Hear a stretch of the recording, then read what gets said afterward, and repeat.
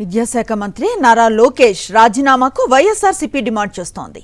Neat పరీక్ష వ్యవహారంలో కేంద్ర విద్యాశాఖ మంత్రి రాజీనామా చేసినట్లుగానే డిఎస్సి అక్రమాలకు బాధ్యత వహిస్తూ లోకేష్ రాజీనామా చేయాలన్నారు చోడవరం మాజీ ఎమ్మెల్యే కరణం ధర్మశ్రీ.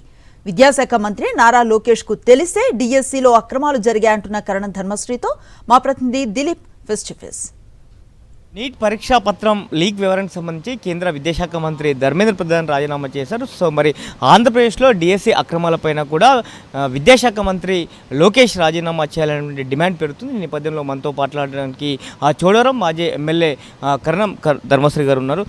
సార్ చెప్పండి, సో విద్యాశాఖ మంత్రి కేంద్ర విద్యాశాఖ మంత్రి సో నైతిక బాధ్యత వహిస్తూ రాజీనామా చేసిన పరిస్థితి కనిపిస్తోంది. సో దీన్ని ఎట్లా చూస్తారు మీరు? ఇది నాట్ ఓన్లీ ఇక్కడ కేంద్ర ప్రభుత్వం దిగొచ్చింది, ప్రజల మనోభావాలని గౌరవించడంతో పాటు విద్యార్థి లోకాన్ని చేస్తున్నటువంటి పోరాటాన్ని హర్షించింది.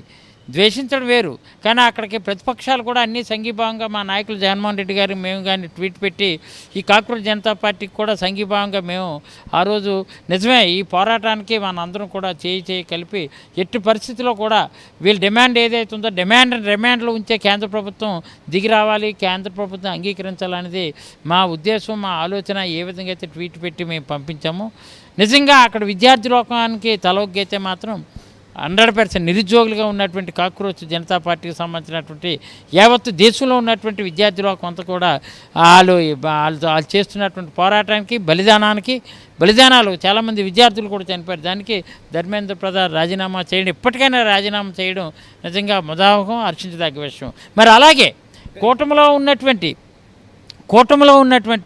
ఇక్కడ ఉన్నటువంటి తెలుగుదేశం పార్టీ, మన ఆంధ్రప్రదేశ్లో ఉన్నటువంటి తెలుగుదేశం పార్టీ, మరి ఆ విద్యాశాఖ మంత్రిగా ఉన్నటువంటి లోకేష్ నువ్వెందుకు ఆ నైతిక బాధ్యత వహించవలసినటువంటి అవసరం ఉంది? ఎందుకంటే డిఎస్సిలో ఇక్కడ ఆంధ్రప్రదేశ్లో కూడా డిఎస్సిలో చాలా అక్రమాలు జరిగాయంటూ కూడా పదే మనం వింటూ ఉన్నాం. సో మా అక్కడ కూటమి ప్రభుత్వంలో భాగంగా ఉన్నటువంటి బీజేపీ విద్యాశాఖ మంత్రి ఏమో రాజీనామా చేశారు.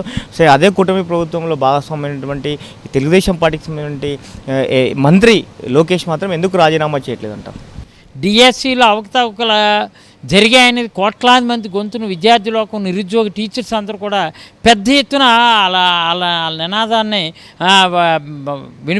వినిపిస్తుంటే వీళ్ళకి ఈయన చేమకుట్టినట్టు కూడా లేదు. విద్యాశాఖ మంత్రిగా ఉన్నటువంటి లోకేష్కి వాళ్ళకి ఏంటంటే ఏదైనా సరే అక్కడ మబ్బులో పెట్టేయడం, ఏదో రకంగా మేనేజ్ చేసే కార్యక్రమం చేయడం, ఎల్లో మీడియాని గుప్పిట్లో పెట్టుకుని ఇష్టారాజ్యంగా వ్యవహరిస్తున్నారు తప్ప దీనికి ధర్మేంద్ర ప్రధాన్ ఏ విధంగా అయితే అక్కడ రాజీనామా చేస్తున్నాడో ఆ కూటమిలో భాగస్వామి అనేటువంటి తెలుగుదేశం పార్టీకి సంబంధించినటువంటి విద్యాశాఖ మంత్రిగా ఉన్నటువంటి నారా లోకేష్ ఈరోజు మన ఆంధ్రప్రదేశ్, మన రాష్ట్రంలో జరిగినటువంటి డిఎస్సిలో జరిగినటువంటి అవకతవకలు తేటతెల్లం అయినందుకు నైతిక బాధ్యత వహించి ఎట్టి పరిస్థితుల్లో రాజీనామా చేయాలి.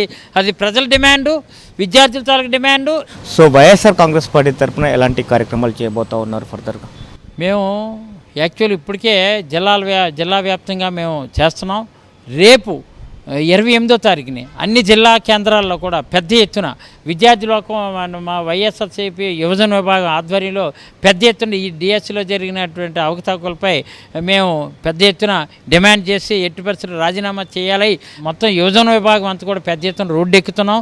అక్రమాలకు సంబంధించి ఈ నెల 28వ తేదీన అన్ని జిల్లా కేంద్రాల్లో కూడా వైఎస్ఆర్ కాంగ్రెస్ పార్టీ యువజన విభాగం తరఫున కూడా ఆందోళన చేపట్టబోతున్నామని చెప్తున్న పరిస్థితి కనిపిస్తూ ఉంది. వీడియో ఇంగ్లీష్ నాయక్తో కరెస్పాండెంట్ దిలీప్, సాక్షి న్యూస్, విజయవాడ నుంచి. మరిన్ని అప్డేట్స్ కోసం ఛానల్ ను సబ్స్క్రైబ్ చేయండి. నోటిఫికేషన్స్ కోసం బెల్ ఐకాన్ పై క్లిక్ చేయండి.